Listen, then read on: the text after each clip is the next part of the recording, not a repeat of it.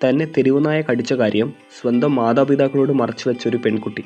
അത് പിന്നെ അവളുടെ മരണത്തിന് കാരണമായ കഥ. The real story of a girl bitten by rabies infected street dog.